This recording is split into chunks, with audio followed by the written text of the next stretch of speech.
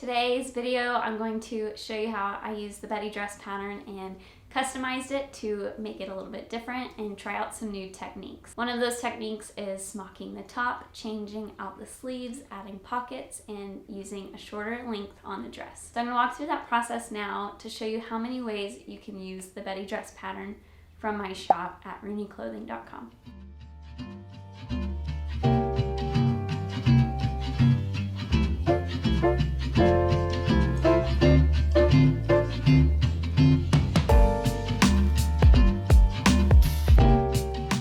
First thing I'm going to change about the Betty dress pattern is the top. So instead of having 3 tiers, the top is actually going to be the only tier, and I'm going to smock it, and that means it's just taking a series of pleats and sewing across to lock those pleats into place.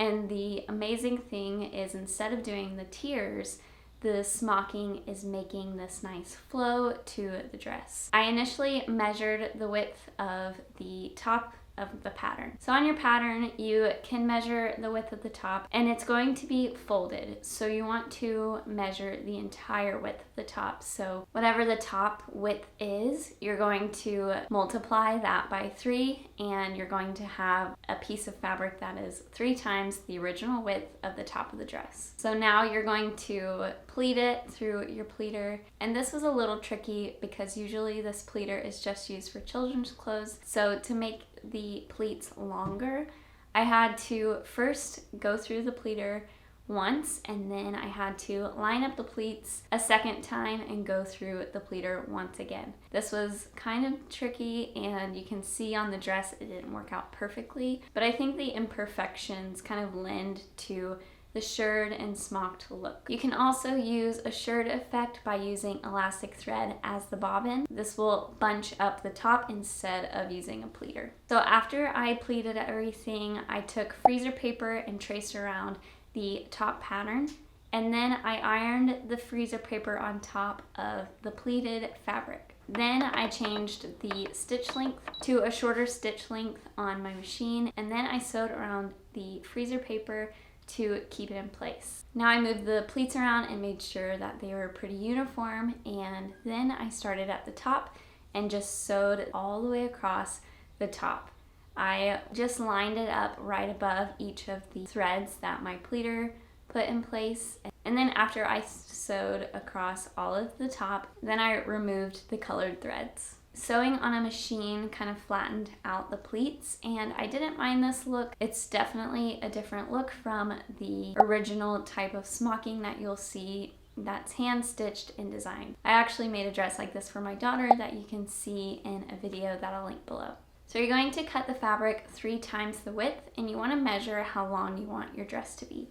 So from the top of my shoulder to a couple inches above my knee is 36 inches. I made sure that was including a couple of inches for the hem. For the back of the dress, you want to cut out the same shape, but instead of making it 3 times as wide, you just want the same exact width as your original pattern. So I cut out the pattern, and then instead of cutting at the bottom, I added that extra length so that it would be the same length as the front of my dress, which for me measured 36 inches long.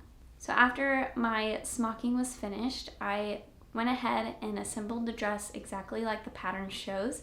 And if you want a full tutorial on the Betty dress, I have that linked here, and you can see how to put everything together. Another big difference about this dress than the original Betty pattern is the pockets. So I'm adding pockets to this dress, and you can see I've done that in another video I've linked here. And so from here on out, I'm just going to provide the pockets with all of the Betty patterns. So I took the pattern for the pocket and cut it out 4 times. Then I measured 12 inches down from where the pleating stopped. Then I pinned my pocket right sides facing together and sewed across. So I sewed the sides of the pockets to the side of the dress without sewing the side seams together quite yet. After I've sewed all my pockets in place, lined up my sleeves and my side seams, and I sewed all the way across my seams, down the side seams, and then when I got to the pocket, I go around the pocket shape and down to the bottom of the dress. Then you can flip it inside out and you'll see that your pocket is finished and your seams are all secure.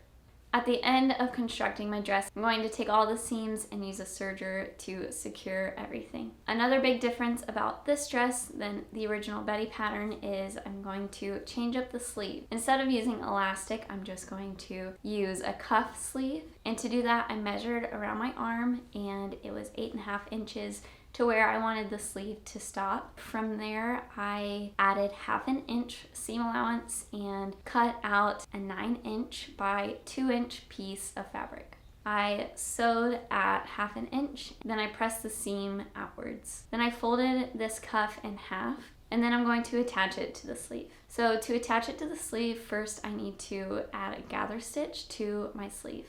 This is really easy. All you have to do is change the stitch length on your sewing machine to the highest it will go. I'm going to stitch all the way around the opening of the sleeve. When I get to the end, I'm going to pull the bobbin thread, and this is going to bunch up the sleeve. If you've done the Betty dress before, you've done this on all of the tiers, and it makes that really flowy gathered stitch. Now I'm going to take the gathered sleeve and bunch it out and kind of make it uniform and the exact width of the cuff. I'm going to line up the seams and pin it all in place and sew around.